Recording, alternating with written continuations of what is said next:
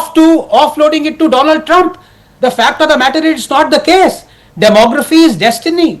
10% of California's current population is made up of illegal immigrants. A third of California's current population is migrants. The fact of the matter is that California is being run over by illegal immigrants, and if any president wants to take a step to either ebb that or to correct that situation, he is immediately branded as a bigot and a racist or a fascist or whatnot. The fact is that President Bill Clinton, who was a Democrat, acted more decisively against illegal immigration than Trump. This is a fact that is borne out by concrete evidence, and America still continues to preach. There were American senators who were preaching us during the CAA protests, which, by the way, our Supreme Court branded as illegal because they stopped a main arterial road, inconveniencing millions of commuters for 6 months.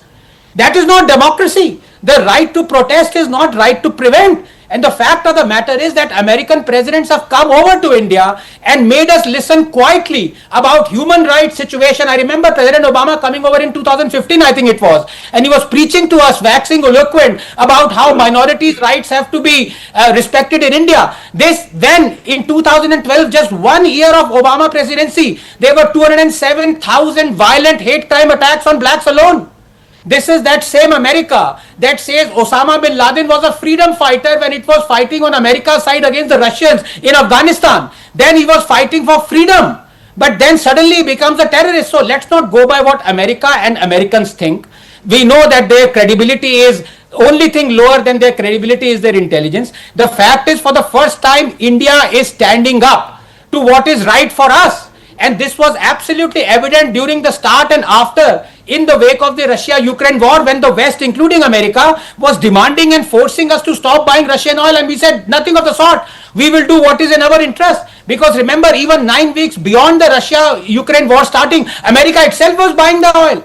India right now is processing oil that is being bought by Europe. So we are not going to be tied down or shackled by the duplicity and hypocrisy of Americans. We are going to do what is in our interest. If Americans still think that having kowtowing to illegal immigration in California is fine by them, let them think so. Let the previous panelists think so. Let the previous panelists have 10 illegal immigrants put up a tent inside his house. I don't give a toss. But as far as my country is concerned, I am going to act decisively what is in my country's interest.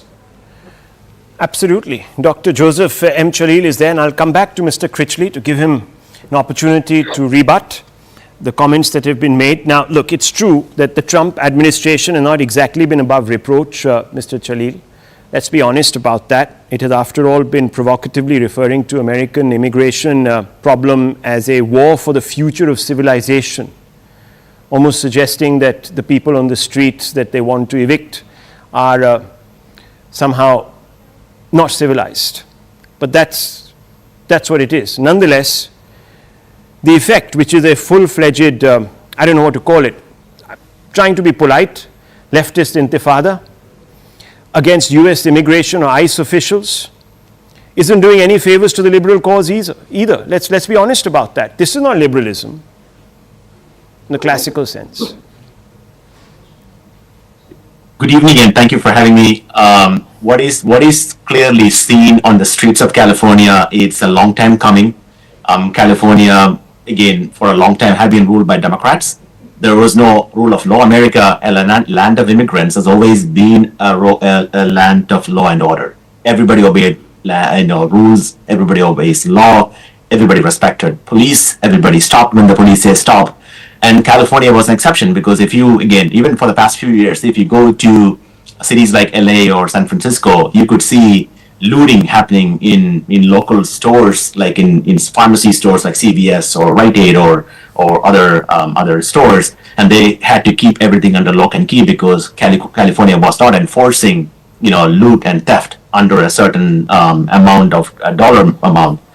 So it was about to come, and then there was a homeless problem where people were allowed to settle on the streets of California. Now what's happening is in the immigration, again, law, as you know, anybody, whether they are illegals, they are breaking the laws of the country, they are here illegally, and the ICE was planning to deport them. And if Trump hasn't acted in time, evoking Title 10 of the U.S. Code and to and to federalize the California National Guard. Again, these are not American military, these are California National Guard soldiers were activated, taken over by Trump and sent to them to create peace. And my fellow No, but hang on. mentioned- Dr. Chalil, look, yes, you sent in the guard, but many people will say that's a violation of the spirit of federalism. That's what Modi is accused of by the Americans constantly. So, I mean, please, let's call it what it is. This is also a form of authoritarianism. Trump is no angel sitting in the White House.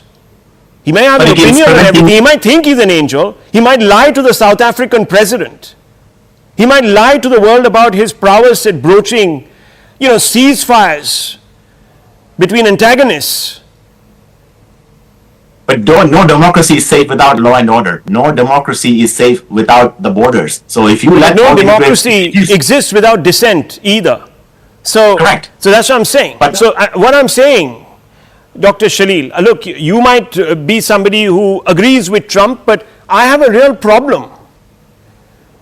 No, not just me. The entire American. With the U.S. state under both Trump and Biden, both, even when Trump was in office, the last time around, the American State Department was lecturing India.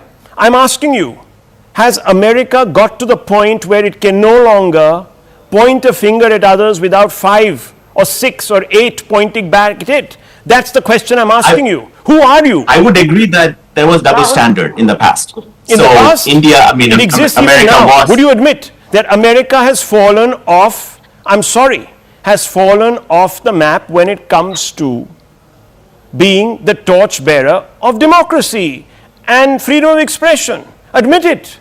Come on. But freedom of expression is not burning cars. Freedom of expression is not hurting police officers. Imagine, the protesters. I can see from the images on your screen that they are holding Mexican flags. No, they're holding Mexican flags and burning American flag. So Imagine what happens if somebody you're is, allowed to burn the American flag, aren't you?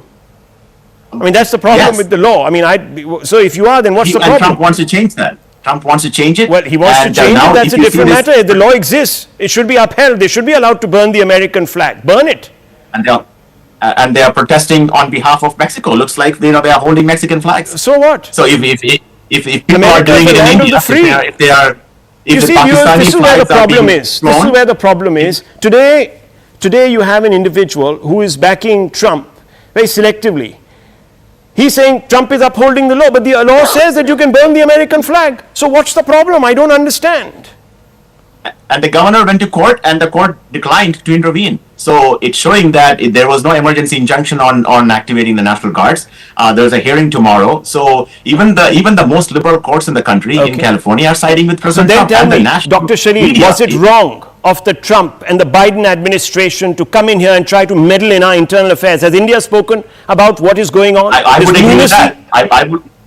I would agree that America should be minding its own business and not interfering in other democracies. Well, I'll come to. But that is not the case here. I'll come to Mr. Critchley, and I hope that he will agree with you. But I want to open this up further. Sanju Verma is raising her hand. Ayer Mitra is there also. Sanju Verma, yes, you're the government you're the BJP spokesperson, national spokesperson of the BJP. There's an insinuation that is being made here that I drew a parallel between Modi and Trump. How do you see that? Do you believe I did? First and foremost, Rahul, being the national spokesperson of BJP, I will have to choose my words very carefully. True. And, as they say, discretion is the better part of valor, and I will choose to be discreet today, though that is not one of my strong suits. Let me just say this. Whether we like Trump or we don't like him, the